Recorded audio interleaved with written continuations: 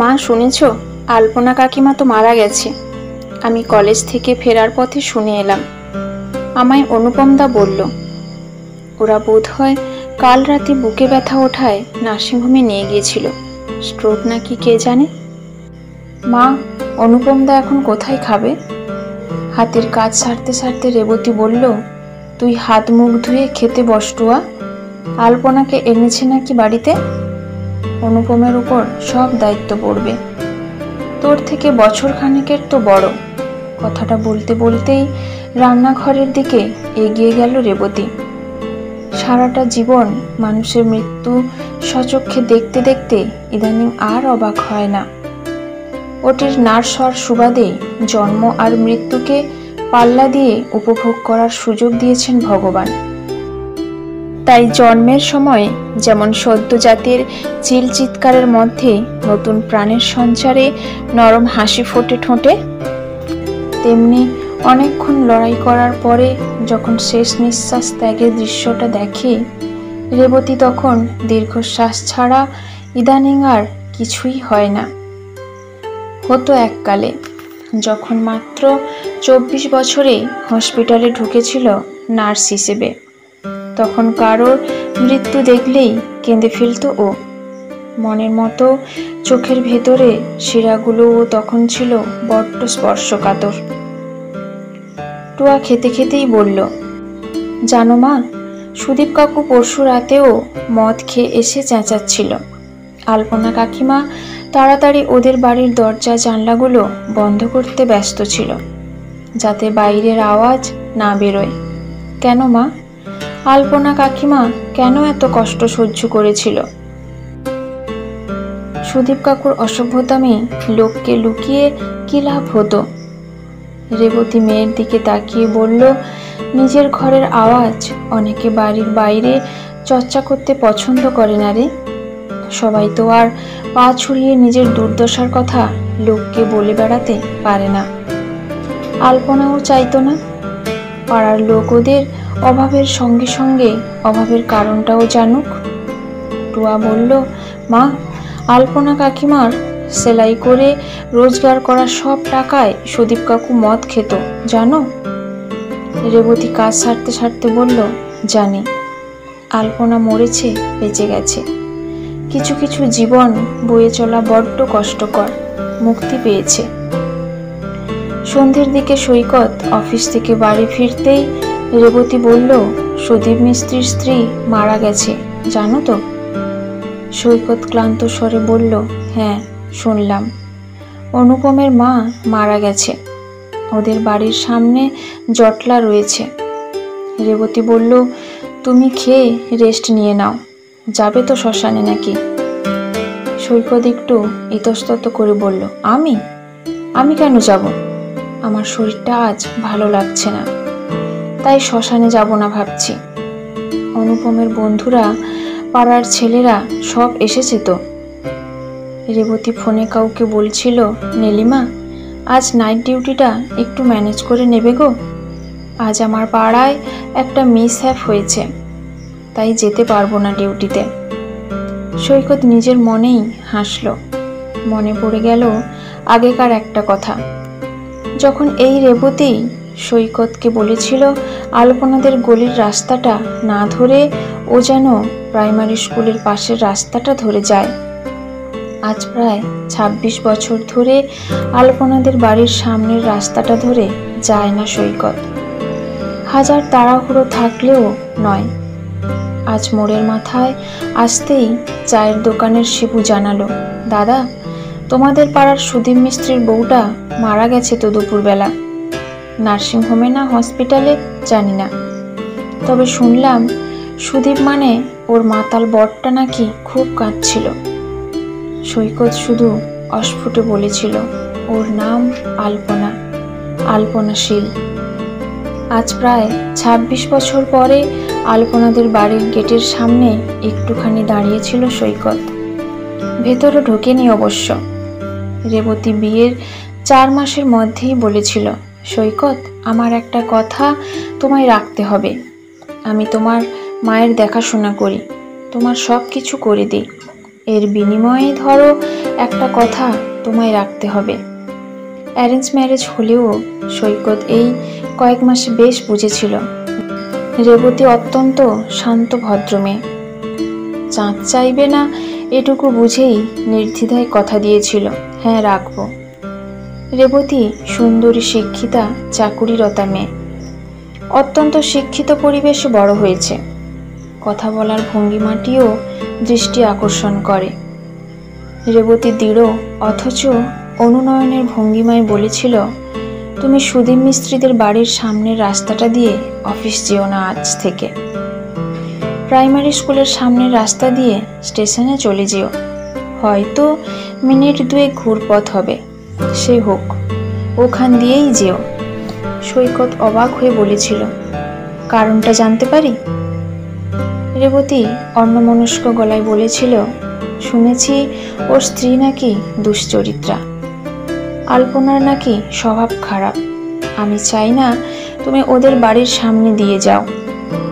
সৈকত নিজেকে সামলে নিয়ে বলেছিল, আমার স্বভাব তো খারাপ নয় রেবতী। তাহলে? রেবতী হেসে বলেছিল, তুমি কথা দিয়েছিলে রাখবে, যদি না রাখো তাহলে জোর করব না। নিঃশব্দে ঘর ছেড়েছিল রেবতী, আর কখনো কিছু বলেনি। এদিকে সৈকতও রেবতীর কথা মতো নিজের রাস্তা পাল্টে নিয়েছিল। আলপনার ছেলে হয়েছে শুনেছিল রেবতীর মুখেই। টুয়ার থেকে বছর খানেকের বড় হবে অনুপম। ছেলেটাকে মাঝে মাঝে রাস্তার মোড়ে দেখেওছে সুদীপের সাথে। সুদীপের হাতের কাঠের কাজ দেখার মতো। মোড়ের মাথায় চালু দোকান ছিল ফার্নিচারের। বিয়ের অর্ডার পেত খুব। সুদীপ এমনিতে ছেলে খারাপ ছিল না, কিন্তু অল্প বয়স থেকে মদের নেশায় পড়ে টাকা পয়সা পকেটে টিকত না মোটেও। ছেলেটার মুখটা আলপনা বসানো ছিল। ছেলেটা লেখাপড়াতেও খুব ভালো শুনেছে লোক মুখে। সৈকতের মা যতদিন বেঁচে ছিল ততদিন পর্যন্ত এ বাড়ির সমস্ত কিছু মায়ের নির্দেশ মতোই হতো।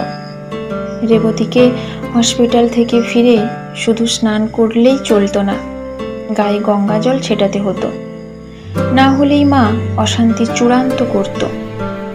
নিচু জাত ছোঁয়াছুঁয়ির বিচার ছিল মায়ের মারাত্মক। মা মারা যেতে সংসারের হাল ধরেছিল রেবতী। তখন টুয়ার বয়স বছর 6। তখনই একদিন অফিস বেরোনোর আগে দেখেছিল টুয়া আর অনুপম ওদের উঠোনে ব্যাডমিন্টন খেলছে, আর রেবতী রান্নাঘর থেকে হাঁক পাড়ছে, তোদের দুটোকে কি কান ধরে টেনে আনতে হবে নাকি এসে জল খাবার খাবে? আলপনার বাড়ির রাস্তায় যাওয়ার নিষেধ ছিল সৈকতের, অথচ আলপনার ছেলেকে এ বাড়িতে ডেকে ব্রেকফাস্ট খাওয়ায় রেবতী। অদ্ভুত তো। রেবতী অবশ্য সত্যিই বড্ড অদ্ভুত। ওর মুখ দেখে আজ অবধি মনের গভীরের তল খুঁজে পেল না সৈকত। একসঙ্গে 26 বছর একই ছাদের নিচে কাটিয়েও ঠিক চিনতে পারল না রেবতীকে। অনুপম ছেলেটিকে সৈকতের বেশ ভালো লাগতো। বাবার মতো রকচটা নয়, অত্যন্ত ভদ্র মিশুকে ছেলে। পাড়ার কারো কিছু প্রয়োজনে দাঁড়াতেও দেখেছে অনুপমকে। পড়াশোনাতেও খুব ভালো। বাবার ওই চিৎকার চেঁচামেচির মাঝেই এত ভালো রেজাল্ট করেছে দেখে সত্যি অবাক হয়েছিল সৈকত। রেবতী যদি কিছু ভাবে বলেই খুব ইচ্ছে থাকলেও অনুপমের হাতে কখনো 100 টাকা ধরিয়ে দিয়ে বলতে পারেনি মিষ্টি খেয়েও। আবার যদি রেবতী ভাবে আলপনার ছেলের সঙ্গে অত গল্প করার দরকার নেই, বড্ড মানে লাগবে সৈকতের। তাই ওই কখনো মুখোমুখি হলে পড়াশোনা কেমন চলছে এর বাইরে কিছু বলা হয়ে ওঠেনি। চোখের সামনে অনুপমকে অভাব অনটন আর নোংরা পরিবেশের মধ্যেই বড় হতে দেখল সৈকত। টুয়ার সঙ্গে সেই ছোটবেলা থেকে বন্ধুত্ব বললেই হয়তো টুয়া এখনো ওকে দরকার অদরকারে ডাকে, কিন্তু দুজনেই আর ছোট নেই। টুয়ার কলেজের 2nd ইয়ার, অনুপমও 3rd ইয়ারে পড়ে। এখনো কেন মাঝে মাঝেই অনুপমকে এ বাড়ি থেকে বেরোতে দেখে সৈকত কে জানে। রেবতীকে একদিন নিজের আশঙ্কার কথা বলেছিল সৈকত, মেয়েটা তো বড় হচ্ছে, পাড়া প্রতিবেশী আবার কিছু যদি বলে। রেবতী অজানার ভান করে বলেছিল, ঠিক কি বিষয় বলো তো? অনুপম আর টুয়ার মেশা নিয়ে? ওরা তো ছোট থেকে বন্ধু, আজ আবার নতুন করে লোকে কি দেখবে। না পাত্তা দেয়নি সৈকতের কথায়। সৈকত মনে মনে ভেবেছিল, তাহলে ওই বাড়ির সামনে দিয়ে যেতে বারণ করে অপমান শুধু ওকেই করেছে রেবতী। যদিও এই নিয়ে কথা বলা হয়নি কখনো সৈকতের। এর মধ্যে কারণ একটা অবশ্যই আছে, সেটা অবশ্য রেবতীর জানার কথা নয়। ইজি চেয়ারে বসে বাঁশিটাতে একবার হাত বোলালো সৈকত। বাজানো হয় না বহুদিন। রেবতী বিয়ের পর উৎসাহের সঙ্গে বলেছিল, তুমি বাজাতে পারো? তাহলে বাজাও না কেন? বাজাও, আমি শুনবো। না, ইচ্ছে করেনি সৈকতের। বাঁশি বাজানোর অনুপ্রেরণা রেবতী কোনো দিনই হতে পারেনি হয়তো, অথবা সৈকতেরই আর সুর তুলতে ইচ্ছে করেনি। কিছু জিনিস ছেড়ে দেওয়ার মধ্যে কষ্টর সঙ্গে সঙ্গে অন্য একটা তৃপ্তিও কাজ করে, মনে হয় থাকুক না। ঠিক যেমন মা মারা যাওয়ার পরে 12 দিন হবিষ্যি করার সময় আমিষ ছাড়া যার মুখে ভাত ওঠে না, সেই সৈকতের একদিনের জন্যও মাছ মাংস খেতে ইচ্ছে করেনি। বারবার মনে হচ্ছিল, মাকে শ্রদ্ধা জানিয়ে এটুকু ত্যাগ স্বীকার করার মধ্যে অনেকটা তৃপ্তি লুকিয়ে থাকে। মনে হয় মানুষটা তো অনেক করেছে একদিন আমার জন্য, সে চলে যাওয়ার পরে এটুকু না হয় করলাম তার জন্য। বাঁশিটাও কি এমনই একটা ত্যাগ সৈকতের কাছে? রেবতীর গলা শোনা যাচ্ছে, টুয়া, ছুটে গিয়ে একবার অনুপমকে ডেকে নিয়ে আয় তো। না খেয়েই বেরিয়ে গেল নাকি কে জানে। আর আলপনাকে আনা হলো কি না দেখে আয়। আমার কয়েকটা কাজ আছে, যেতে হবে আলপনার বাড়ি। সৈকত অবাক হয়ে শুনছিল রেবতীর বলা কথাগুলো। আচমকা রেবতীর এত আলপনা প্রীতি হলো কেন? মারা গেছে বলে? বেঁচে থাকতে তো তাকে দুশ্চরিত্রা বলতে মুখে বাঁধেনি, কোনো প্রমাণ ছাড়াই তো বদনাম দিয়ে দিয়েছিল। আলপনা তো কোনো দিনই পাড়ায় চড়ে বেড়ানো মেয়ে ছিল না, গৃহবন্দী রাখতেই পছন্দ করত নিজেকে। তারপরেও তার নামে এমন একটা বদনাম দিয়েছিল রেবতী। টুয়া এসে খবর দিল, মা, আলপনা কাকিমাকে নিয়ে এসেছে এইমাত্র, আর অনুপম দা এসেছে এক্ষুনি। সৈকত কানটা খাড়া করে রেখেছে। এই রেবতীকেও চেনে না। অদ্ভুত রকমের আচরণ করছে রেবতী আজকে। অনুপম আসতেই সৈকত নিজের ঘরের লাইট নিভিয়ে দরজার পাশে এসে দাঁড়ালো। ওকে কেউ দেখতে পাচ্ছে না, কিন্তু ও পাচ্ছে সবাইকে। রেবতী খুব অভ্যস্ত ঢঙ্গে বলল, আগে খেতে বস, সারা রাত খাওয়া হবে না। অনুপমের মুখটা থমথম করছে। ধরা গলায় বলল, কাকিমা, মাকে বাঁচাতে পারলাম না। রেবতী অনুপমের সামনে খাবার ধরে দিয়ে বলল, তোর মা বাঁচতে চায়নি যে। দিনের পর দিন বারণ করা সত্ত্বেও মুঠো মুঠো ঘুমের ওষুধ খেয়েছে হতভাগী। তাতেও কি চোখে ঘুম নেমেছিল নাকি? ধীরে ধীরে হার্টে এফেক্ট হলো। শোন, বাবার ওপর এখন চেঁচাস না, 5টা লোক আছে দেখবে। তাছাড়া তোর মা বাড়ির অশান্তির কথা সব সময় ঢেকে রাখতে চেয়েছিল। অনুপমের খাওয়া শেষ হওয়ার আগেই রেবতী এদিক ওদিক তাকিয়ে ওর হাতে টাকা গুজে দিয়ে বলল, ঘাট খরচ ভালো করে করবি, আমি তোর কাকুকে পাঠাচ্ছি, তোর পাশে থাকবে। অনুপম জল খেতে খেতে বলল, তুমি আর কত দেবে বলো তো? আমার পড়ার খরচও তো তুমিই দিয়ে এসেছো সেই কবে থেকে। রেবতী দীর্ঘশ্বাস ফেলে বলল, তুই আর টুয়া কি আলাদা আমার কাছে? আলপনা না থাকলে টুয়াকে হয়তো বাঁচাতেই পারতাম না রে। তোর মায়ের কাছে আমার ঋণ কি কিছু কম? সৈকত চমকে যাচ্ছে রেবতীর কথা শুনে। ঋণ? আলপনা না থাকলে টুয়া বাঁচত না? অনুপমের পড়াশোনার খরচ রেবতী দেয়? 26 বছরের বিবাহিত জীবনে একই বাড়িতে থেকে এত কিছু জানে না ও। আশ্চর্য লাগছে। অনুপমকে টুয়া বলল, অনুপম দা, আমি বিকাশদাকে বলে দিয়েছি রে তোর কাছা কিনে রাখতে। গঙ্গায় স্নান করে ওটা পড়তে হয়। টুয়ার দিকে তাকিয়ে অনুপম বলল, তুইও কত বড় হয়ে গেলি।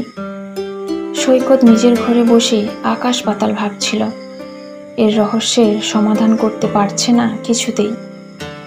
রেবতী যদি আলপনাকে ঘৃণাই না করবে, তাহলে ওই পথ দিয়ে ওর যাওয়া আসা বন্ধ করেছিল কেন? প্রশ্নগুলো আস্তে আস্তে ধূসর হয়ে যাচ্ছে। রেবতী ঘরে এসে বিছানায় একটা সাদা পাজামা, পাঞ্জাবি আর তোয়ালে রেখে বলল, রেডি হয়ে নাও, অনুপমের সঙ্গে শ্মশানে যাবে। সৈকতের ধৈর্যের সীমা ছাড়িয়ে গেছে। এমনিতেই মনটা ভালো নেই, তারপর রেবতীর এত গোপন তথ্য জেনে মেজাজটাই খিঁচড়ে গেছে। একটু গলাটা চড়িয়েই বলল, তোমার কথা মতো আমায় চলতে হবে নাকি? আলপনাদের সঙ্গে যখন এতই ভাব রেখেছিলে, তখন আমায় কেন বলেছিলে ও পথ যেও না মারাই? মানুষ যে কি করে এতটা হিপোক্রিট হতে পারে কে জানে। রেবতী হিমশীতল গলায় বলল, আজ থেকে 26 বছর আগে যদি এভাবে গলা তুলে কথা বলতে পারতে সৈকত, তাহলে আজ মিসেস সৈকত মুখার্জি বোধহয় আলপনা হতো, তাই না? তুমি ওকে আলপনা নয়, বরং সুদীপ মিস্ত্রির স্ত্রী বলে ডাকো। আলপনা ডাকার অধিকার তুমি সেদিন হারিয়ে ফেলেছিলে, যেদিন একটা মেয়ের স্বপ্নকে দুপায়ে থেঁতলে দিয়ে মায়ের কথায় ব্রাহ্মণ মেয়ে দেখতে গিয়েছিলে। তুমি আলপনা ডাকার অধিকার সেদিন হারিয়ে ফেলেছ, যেদিন তোমার সামনে দিয়ে ওর বাবা ওর মতের বিরুদ্ধে মদ্যক সুদীপের সঙ্গে ওর বিয়ে দিয়ে দিয়েছিল, আর তুমি ঘরের মধ্যে লাইট নিভিয়ে বসেছিলে। তাই চিৎকার করে কথা বলো না সৈকত, চিৎকারটা সেদিন করা উচিত ছিল। সৈকত বাকরুদ্ধ হয়ে গিয়ে বলেছিল, তুমি কি করে জানলে আমার আর আলপনার কথা? রেবতী নরম হেসে বলল, বিয়ের পরপর তুমি বেরিয়ে গেলেই আমি ছাদে উঠতাম জানো, যতদূর তোমায় দেখা যায় দেখব বলে। সৈকত আনমনে কেমন হাঁটে দেখতে ইচ্ছে করতো তখন। তুমি আস্তে আস্তে দূরে চলে যেতে, ছোট হয়ে যেত তোমার অবয়ব, আমিও চলে যেতাম ডিউটিতে। একদিন দেখলাম আমি যেমন তুমি বেরিয়ে যাওয়ার পরে হাত জোর করে দুগ্গা দুগ্গা বলি, আর একজনও গেটের বাইরে দাঁড়িয়ে দুগ্গা দুগ্গা বলে। না, তুমি তাকে দেখতে পাও না, কিন্তু সে তোমার উদ্দেশ্যেই ঈশ্বরকে ডাকে। রোজই দেখছিলাম ব্যাপারটা। একদিন তুমিও বেরোলে, আমিও প্রায় তোমার পিছু পিছুই গেলাম। দেখলাম শ্যামলা রোগা রোগা মিষ্টি মুখের মেয়েটা একটা নিতান্ত সাধারণ 8 পৌরে শাড়ি পরে অগোছালো চুলেই সংসারের যাবতীয় কাজ অর্ধসমাপ্ত রেখে পরিমরি করে বেরিয়ে এসেছে তোমার পিছন থেকে এক পলক দেখবে বলে। মেয়েটা বাড়িতে ঢুকতেই তার স্বামী চিৎকার করে বলছে, দুশ্চরিত্রা, লজ্জা করে না তোর? রোজ এ সময় ছুটে কেন দরজায় গিয়ে দাঁড়াস আমি জানি না বুঝি? ওকেই যদি এত ভালোবাসিস, তাহলে বিয়ে কেন করেছিলি আমায়? 2-4 ঘা পড়লো হয়তো পিঠে। মেয়েটা তাড়াতাড়ি দরজা জানলা বন্ধ করতে ব্যস্ত। সে যে অত্যাচারিত হয় স্বামীর হাতে, এ কথা যেন পাড়ার লোক টের না পায়। আরও 2-1 দিন দেখার পরে তোমার মাকে জিজ্ঞেস করেছিলাম, ওই বাড়িটা কাদের, ওখানে যে বউটা থাকে তার নাম কি? তোমার মা অত্যন্ত অশ্রদ্ধা এবং বিরক্তি মিশিয়ে বলেছিলেন, ওর নাম আলপনা। অল্প বয়সে মাকে খেয়েছে। পাশের পাড়ায় বাড়ি ছিল, মরতে এখন এ পাড়ায় চোখের সামনে বিয়ে করে এসেছে। বাচাল অসভ্য মেয়ে। চাঁদ ছোঁয়ার ইচ্ছে হয়েছিল, আমার ছেলের দিকে নজর দিয়েছিল। তারপর দিলাম ওর বাপকে বলে, সুদীপ মিস্ত্রির সঙ্গে বিয়ে হলো। জানো সৈকত, খুব ইচ্ছে হয়েছিল মেয়েটার সঙ্গে একদিন পরিচয় করতে। মেয়েটা কি একাই ভালোবেসেছিল নাকি তুমিও? একদিন গেলাম আলপনার বাড়িতে। সে তো অবাক, আমায় কোথায় বসাবে ঠিক করতে পারছে না, পারলে মাথায় বসাই যেন। সম্ভ্রমের গলায় বলল, বৌদি, আপনি যদি ভেবে থাকেন সৈকতদার দোষ, তাহলে ভুল ভাবছেন। আমিই বোকার মতো এমন অবাস্তব কল্পনা করেছিলাম। সৈকতদা খুব ভালো মানুষ। অবাক হয়েছিলাম জানো, এমন মেয়েও আছে নিজের সব স্বপ্ন চুরমার হয়ে যাওয়ার পরও এমনভাবে তোমার সম্মান রক্ষা করতে ব্যস্ত। ভারী লক্ষ্মীশ্রী মুখ আলপনার। আস্তে আস্তে সব জানলাম। তোমাদের প্রেম, তোমার বিয়ের প্রতিশ্রুতি দেওয়া, তারপর তোমার মায়ের অমত, ওর বাবাকে ধমকি, পাড়া ছাড়া করার, সব শুনলাম আমি। তোমাদের চৈত্র মাসের মেলা থেকে ও তোমায় একটা বাঁশি কিনে দিয়েছিল, তুমি ভালো বাঁশি বাজাও বলে। আলপনাই ছিল তোমার একনিষ্ঠ শ্রোতা। কথা বলতে বলতে দু চোখ জলে ভরে গিয়েছিল আলপনার। তবুও সে হতভাগী বলে কিনা সৈকতদা নির্দোষ। মায়ের অমতে ও কি করে বিয়ে করবে বলো বৌদি? তাছাড়া তুমি ওই বাড়ির যোগ্য বউ। আমি তোমায় রোজ দেখি, কি সুন্দরী তুমি, কত শিক্ষিতা, চাকরি করো, তুমি খুব ভালো। আমি অবাক হয়েছিলাম সৈকত। যে ওর ভালোবাসাকে কেড়ে নিল, যে ওর স্থান দখল করে নিল, তার প্রতি ওর রাগ নেই, বরং ও আমায় ভালোবেসে দেখে। আলপনা শুধু ভালোবাসতে জানে, জানো, নিজেকে নিঃস্ব করে দিয়ে ভালোবাসতে জানে। আমি বলেছিলাম, তুমি যে রোজ সৈকত অফিস যাওয়ার সময় বাইরে গিয়ে দাঁড়াও, তোমার বর তো মারে, কেন যাও? বোকার মতো হেসে বলেছিল, হ্যাঁ, ও বলে আমি নাকি দুশ্চরিত্রা। ধুর, সৈকতদা ছাড়া আমি কোনোদিন কারোর দিকে তাকালামই না। সেদিনই সিদ্ধান্ত নিয়েছিলাম, যাকে সম্মান দিয়ে ঘরে আনোনি তাকে রোজ রোজ তোমার কারণে মার খেতে দেব না। তাই তোমায় ও পথ দিয়ে যেতে নিষেধ করেছিলাম। তুমি হয়তো ভাবছো আমি নিষ্ঠুর। হতভাগীর এক পলক দেখার সৌভাগ্যটুকুও কেড়ে নিলাম। কিন্তু কি বলতো সৈকত, এতে সুধীর মিস্ত্রি ওকে মারত আর পাড়ার লোকে খারাপ বলতো, লাভ কিছুই হতো না। কি করে যে ওই অল্প শিক্ষিতা অত্যন্ত সাদাসিধে মেয়েটা আমার বন্ধু হয়ে গেল। অনুপম জন্মানোর আগে আমায় বলেছিল, বৌদি, আমার খুব ভয় করছে, যদি আমার সন্তান সুদীপের মতোই রকচটা মদ্যপ হয়। আমি বলেছিলাম, ধুর বোকা, মায়ের মতো হবে। আমি ওকে আমার হসপিটালে আউটডোরে দেখিয়ে দিয়েছিলাম। অনুপম জন্মের সময় আমিই ছিলাম ওটিতে। আলপনা নয়, আমিই অনুপমকে প্রথম ছুঁয়েছিলাম। সৈকত দীর্ঘশ্বাস গোপন না করেই বলল, তুমি যে বললে আলপনা ছাড়া টুয়াকে বাঁচাতে পারতে না, কেন?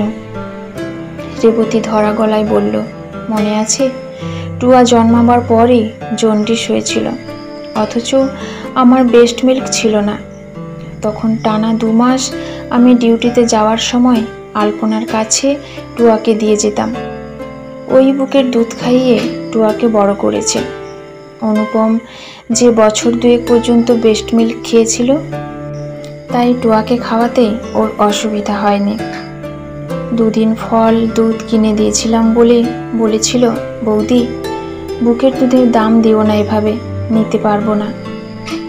তোমার মা জানতেন আমি টুয়াকে ডাক্তারের কাছে নিয়ে যাই। সুধীর মিস্ত্রি একটু ভয় পেত আমায়।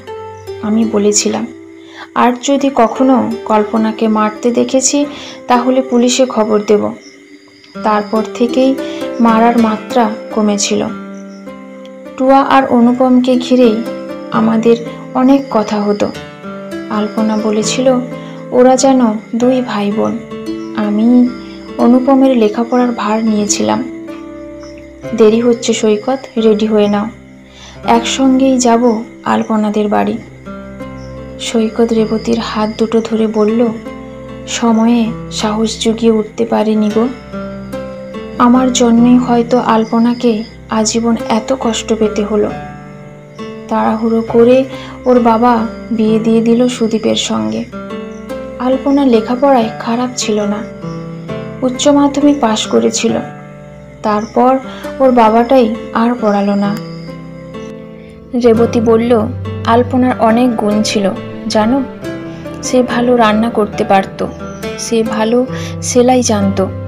সব থেকে বড় গুণ ছিল ও কখনো কারো নিন্দে করতে জানতো না, যেন পৃথিবীর সবাই ভালো ছিল ওর চোখে। সৈকত, আলপনার মতো মেয়েরা নিঃস্বার্থে ভালোবাসতে পারে। অনুপম হয়েছে মায়ের মতোই ধৈর্যশীল ছেলে। এত কম বয়সের ছেলে যে এত দায়িত্ববান ভাবা যায় না। বেরোনোর আগে আলমারি খুলে একটা গোলাপি রঙের নতুন শাড়ি বের করলো রেবতী। সৈকত বলল, এটা কি? রেবতী হেসে বলল, তোমার গোলাপি রং পছন্দ ছিল বলে বাবার কাছে গোলাপি রঙের একটা শাড়ি কেনার জন্য বায়না করেছিল ও। ওর বাবা রেগে গিয়ে পিঠে খুন্তি দিয়ে মেরেছিল জানো। সে দাগ এখনো ছিল। হেসে বলেছিল, এটা বায়না করার দাগ। মেয়েটার যেন অদ্ভুত এক শক্তি ছিল, সব সহ্য করার শক্তি, নিজেকে ক্ষয় করে হাসি মুখে থাকার শক্তি।